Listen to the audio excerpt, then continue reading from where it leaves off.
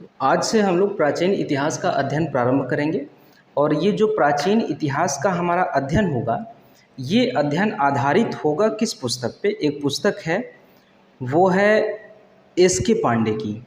S के पांडे प्राचीन इतिहास की पुस्तक के लेखक हैं। एस के पांडे की पुस्तक सिर्फ प्राचीन इतिहास की ही नहीं, मध्यकालीन और आधुनिक भारतीय इतिहास की भी पुस्तक एस के पांडे की आती हैं।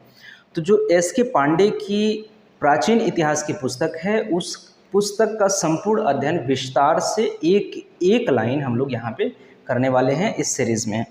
तो प्राचीन इतिहास का अध्ययन शुरू करने से पहले हम लोग इसके सिलेबस के बारे में जानकारी हासिल कर लेते हैं, इसके पाठ्यक्रम के बारे में जानकारी हासिल करने का प्रयास करते हैं।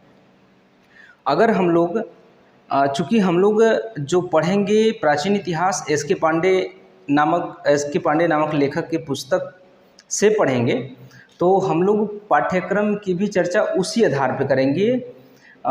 जो लेसन्स जो पाठ दिए गए हैं एस के पांडे की पुस्तक में, उसी पाठ की चर्चा हम लोग करेंगे। एक एक करके एक पाठ हम लोग समाप्त करेंगे एस के पांडे की। तो जो सबसे पहला जो है, इसमें पहला अध्याय जो है एस के पांडे में, इसमें लिखा है विषय प्रवेश। तो विषय प्रवेश जो है, विषय प्रवेश, इसको हम लोग छोड़ते हुए दूसरे पाठ से आगे बढ़ेंगे, प्रारंभ करेंगे। दूसरा जो पाठ है प्रागैतिहासिक काल।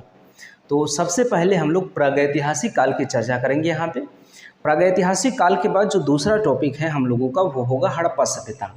एक एक करके प्रागैतिहासिक काल के बारे में जब हम लोग यहाँ पे प्रागैतिहासिक काल का अध्ययन करेंगे, तो प्रागैतिहासिक काल का अध्ययन करने से पहले प्रागैतिहासिक काल के अंतर्गत क्या क्या चीज़ें हमें पढ़नी है, प्रागैतिहासिक काल के बारे में परिचय देखना है, प्रागैतिहासिक काल किसे कहते हैं, या प्रागैतिहासिक काल को कितने भागों में बांटा जाता है, ये सारी चीज़ें पहले हम लोग यहाँ पे देखेंगे।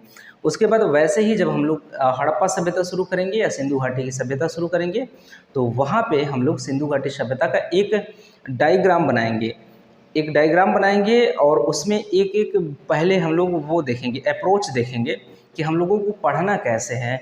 तो सिंधु घाटी सभ्यता का उद्भव कैसे हुआ और सिंधु घाटी सभ्यता का विकास, वहाँ का अर्थव्यवस्था, वहाँ की क्या है कृषि व्यवस्था कैसा था, वहाँ का संस्कृति, वहाँ की सभ्यता, इस प्रकार से हम लोग पहले एक वो डायग्राम तैयार करेंगे। उसके बाद एक उसमें से सब टॉपिक जो होगा, जो मेन टॉपिक होगा सिंधु घाटी सभ्यता होगा, जो उसमें से सब टॉपिक होगा वो उसमें से एक चीज़ें होंगी, वो सब उठा के हम लोग पूरी तरह से उसको कंप्लीट करते हुए चलेंगे, जिस हिसाब से इस एस के पांडे की पुस्तक में दिए गए हैं।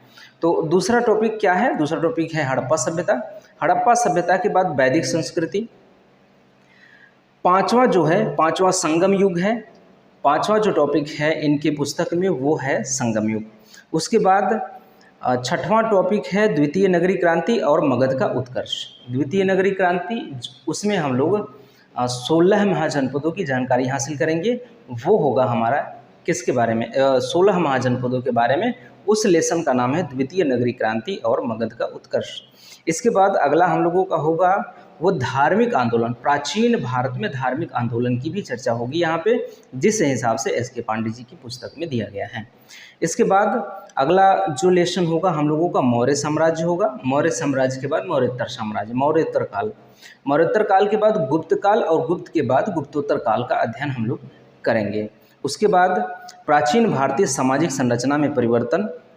ये इस प्रकार से करके यहाँ पे 12 लेसन दिए गए हैं। कितने दिए गए हैं? यहाँ पे जो एस के पांडे जी की पुस्तक है प्राचीन इतिहास की, इसमें 12 लेसन दिए गए हैं। इन 12 लेसन में से एक लेसन हम लोग छोड़ेंगे, जैसा कि हम लोगों ने पहले ही बात कर लिया है। विषय प्रवेश नाम का एक लेसन है, इसको छोड़ के 11 लेसन को हम लोग कंप्लीट करेंगे और इस पुस्तक को पूरी तरह से पढ़ डालेंगे। ये जो हमारा सीरीज़ होगा हम लोगों का, ये प्राचीन इतिहास का एस के पांडे के माध्यम से जो हमारा ये प्राचीन इतिहास का सीरीज़ होगा, ये किस पे आधारित होगा?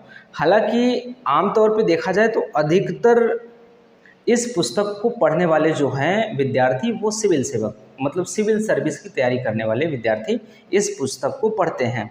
लेकिन अब इसमें जो जानकारियाँ दी गई हैं वो तो सभी एग्ज़ाम्स के लिए महत्वपूर्ण हो सकती हैं, क्योंकि सिंधु घाटी सभ्यता अगर हम लोग पढ़ रहे हैं, या हड़प्पा सभ्यता पढ़ रहे हैं, मौर्य काल पढ़ रहे हैं, मौर्योत्तर काल पढ़ रहे हैं, ये सारी चीज़ें अगर हम लोग पढ़ रहे हैं तो ऐसा तो है नहीं कि एसएससी, रेलवे, पुलिस, एसआई और TET, C TET, UP triple SC, इन सब परीक्षाओं में मौर्य साम्राज्य से सवाल नहीं पूछा जाता। सवाल तो पूछा जाता है।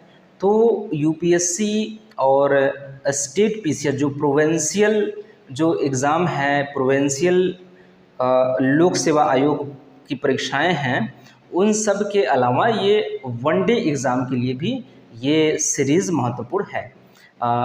तो हम लोग अगली क्लास में, ये तो हम लोगों का इंट्रोडक्टरी परिचय था, आज हम ये बताने आए थे कि हम लोग शुरू करने जा रहे हैं प्राचीन इतिहास। किसके माध्यम से? प्राचीन इतिहास एस.के. पांडे की पुस्तक से शुरू करने जा रहे हैं। इसके कुछ इस प्रकार से लेसन हैं, इन लेसनों के बारे में चर्चा करने आए थे। अब अगली क्लास से हम लोग पढ़ेंगे विस्तार से प्रागैतिहासिक काल के बारे में, और एक एक टॉपिक उठाएंगे और उसके बारे में विस्तार से पढ़ा जाएगा।